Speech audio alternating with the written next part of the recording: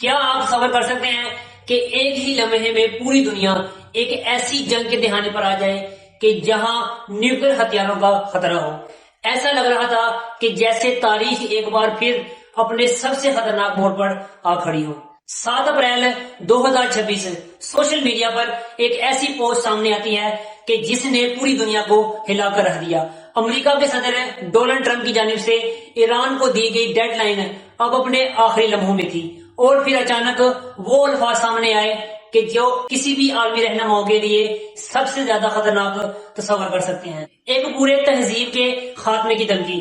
دنیا کے بڑے بڑے ممالک، انٹیلیجنس ایجنسیاں اور دفاعی ماہرین سب حیران تھے کہ کیا واقعی یہ سب ایک بہت بڑی جنگ میں بدلنے جا رہا ہے، یا واقعی ایران اور امریکہ کے درمیان نیوکلیر تصادم ہونے والا ہے۔ لیکن اسی کشیدگی میں ایک ایسا موڑ سامنے آیا جس نے اس پورے صورتحال کو پیچیدہ بنا دیا۔ السلام علیکم دوستوں، میں ہوں موسیٰ بھائی اور آپ دیکھ رہے ہیں موسیٰ بھائی انسائٹ۔ ہم آپ کو دنیا کے سب سے بڑے، سب سے خطرناک اور سب سے دلچسپ واقعات آسان انداز میں سمجھاتے ہیں۔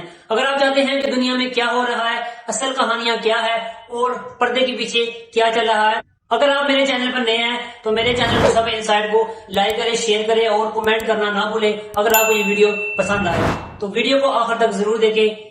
چلیے شروع کرتے ہیں۔ ڈیڈ لائن ختم ہونے سے چند گھنٹے پہلے پوری دنیا ایک ایسی خوف میں جکڑی ہوئی تھی کہ جس کی مثال ماضی میں کم ہی ملتی ہے۔ بحرہ ہند سے لے کر خلیج فارس تک ہر جنگی جہاز ہائی الرٹ تھا۔ سیٹلائٹ سے تصویریں مسلسل اپڈیٹ ہو رہی تھی اور عالمی انٹیلیجنس ایجنسیاں ہر حرکت کو مانیٹر کر رہا تھا، اور ایران کے اندر بھی صورتحال معمول کے مطابق برعکس تھی۔ بڑے بڑے شہروں میں ایمرجنسی پروٹوکول کو فعال کیے جا چکے تھے اور اسٹریٹجک مقامات کو خالی کروایا جا رہا تھا، جبکہ دوسری طرف امریکہ اور اس کے اتحاد مسلسل یہ بیانات دے رہے تھے کہ اگر ڈیڈ لائن پر عمل نہ ہوا تو فیصلہ کن کارروائی کی جاتی ہے۔ لیکن اصل حیرانی اس وقت ہوئی کہ ڈیڈ لائن ختم ہونے سے 90 منٹ پہلے ایک غیر متعلقہ اعلان کیا جاتا ہے، 2 ہفتوں کا سیز فائر۔ یہ خبر آتے ہی عالمی مارکیٹوں میں وقتی طور پر سکون ہوا، مگر یہ سکون صرف سطحی تھا۔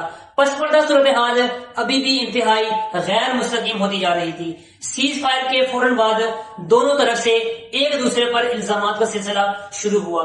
ایک طرف سے کہا جا رہا تھا کہ ایران وقت مانگ رہا ہے، جبکہ ایران کا دعویٰ یہ تھا کہ امریکہ دباؤ بڑھا کر معاہدہ مسلط کرنا چاہتا ہے۔ اسی دوران بحری راستوں پر مزید کشیدگی بڑھنے لگی۔ آبنائے ہرمز کے قریب جنگی جہازوں کی موجودگی نے عالمی تیل کی سپلائی کو خطرے میں ڈال دیا۔ آئل ٹینکرز کو روکا جانے لگا، کچھ کو دوبارہ واپس موڑ دیا گیا اور کچھ پر وارننگ فائر بھی کیے گئے۔ یہ وہ لمحہ تھا کہ جب دنیا نے سمجھا کہ یہ صرف سیاسی تنازع نہیں ہے بلکہ عالمی معیشت کا بہت بڑا مسئلہ بن چکا ہے۔ اور پھر ایک بہت بڑا واقعہ سامنے آیا۔ ایک فضائی جھڑپ کے قریب ایک جدید فائٹر جیٹ کے گرنے کی خبر نے سب کو ہلا کر رکھ دیا۔ ابتدائی رپورٹس میں یہ دعویٰ کیا گیا کہ یہ دفاعی نظام کی کامیابی ہے، لیکن حقیقت اس سے کہیں زیادہ پیچیدہ تھی۔ جہاز کی کریش کے بعد ایک پائلٹ دشمن کے علاقے میں گر گیا اور دوسرا مکمل طور پر لاپتہ ہو گیا۔ یہ وہ لمحہ تھا کہ جب ایک انتہائی حساس ریسکیو آپریشن شروع ہوا۔ یہ آپریشن کوئی عام آپریشن نہیں تھا، اس میں انٹیلیجنس، اسپیشل فورسز، ڈرون کی نگرانی اور الیکٹرونک وار بھی شامل تھی۔ سب سے پہلے غلط معلومات پھیلائی گئی تاکہ مخالف فرقین کو گمراہ کیے جا سکے، پھر سیٹلائٹ ڈیٹا کے ذریعے اصل لوکیشن ٹریس کی جا سکے۔ اس کے بعد ایک انتہائی اور خطرناک مشن شروع ہوا جس میں اسپیشل یونٹس دشمن کے علاقے میں داخل ہو گئی۔ یہ ایک ایسی صورتحال تھی کہ جس میں ایک غلط قدم عالمی جنگ آغاز کر سکتا تھا۔ تو کئی گھنٹوں کی خاموشی کے بعد آخر کار یہ خبر سامنے آئی کہ پائلٹ کو مکمل طور پر ریسکیو کر لیا گیا ہے، لیکن یہ آپریشن بغیر نقصان کے مکمل نہیں ہوا۔ اس میں کئی ہیلی کاپٹر کو نقصان پہنچا اور زمینی جھڑپیں بھی ہوئی۔ اسی دوران ٹرمپ کی جانب سے مسلسل بیانات آتے رہے جس میں ہر بار ڈیڈ لائن کو آگے بڑھایا جاتا رہا، کبھی 2 دن، کبھی 3 دن اور کبھی صرف چند گھنٹوں کی وارننگ بھی دی گئی۔ ایران نے مسلسل مزاحمت کا رویہ برقرار رکھا۔ یہ وہ وقت تھا کہ جب عالمی سطح پر سفارتی کوششیں تیز ہو گئی. یورپ، مشرقی وسیع اور کچھ غیر جانبدار ممالک نے پس پردہ مذاکرات شروع کیے تاکہ مکمل طور پر جنگ بندی ہو سکے. لیکن صورتحال مزید اس وقت خراب ہوئی جب نیوکلیئر تنصیبات کے قریب حملوں کی خبر آئی. لیکن یہ حملہ مکمل تصدیق نہ ہو سکا، لیکن اس خبر نے عالمی سطح پر خوف کی لہر دوڑا دی، کیونکہ اگر کسی نیوکلیئر پلانٹ کو نقصان پہنچا تو اس کے اثرات صرف ایک ملک تک ہی محدود نہیں رہتے، بلکہ پورا خطہ، ہوا، پانی اور لاکھوں لوگ متاثر ہو سکتے تھے. یہ وہ لمحہ تھا کہ جب صورتحال کنٹرول سے باہر ہونے لگی، اور اسی دوران امریکہ نے ایک بہت بڑا قدم اٹھایا اور ایران کے اہم بحری راستوں پر بلاکٹ شروع کر دیے. اس کے جواب میں ایران نے بھی آبرائے ہرمز کو مکمل طور پر بند کرنے کا اعلان کر دیا.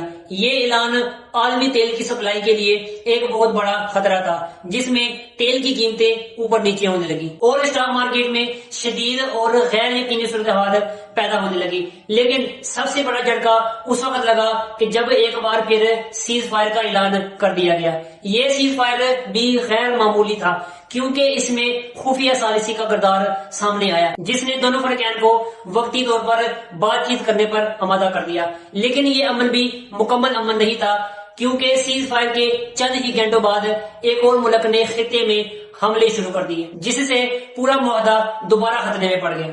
اب صورتحال یہ تھی کہ ایک طرف عارضی امن تھا اور دوسری طرف مسلسل چھوٹے بڑے حملے ہو رہے تھے.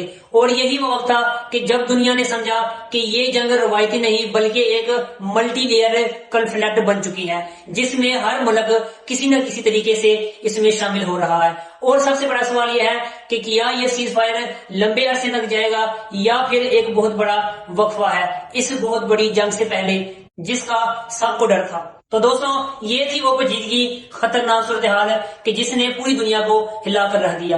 یہ کہانی ہمیں سبق دیتی ہے کہ جنگ صرف ہتھیاروں سے نہیں بلکہ سیاست، معیشت اور میڈیا سے بھی لڑی جاتی ہے، اور ہر فیصلہ صرف ایک ملک نہیں کرتا بلکہ پوری انسانیت کے مستقبل کو متاثر کرتی ہے. اگر آپ کو یہ ویڈیو پسند آئے تو اس ویڈیو کو لائک کریں، شیئر کریں اور کمنٹ کرنا نہ بھولیں. اگر آپ چاہتے ہیں کہ ہم ایسی ہی مزید حقیقتوں کے پیچھے چھپی کہانی کو اب تک پہنچائیں تو میرے چینل موسیٰ بھائی انسائٹ کو سبسکرائب کرنا نہ بھولیں. تو ملتے ہیں آپ سے اگلی ویڈیو میں ایک اور دلچسپ حقیقت کے ساتھ.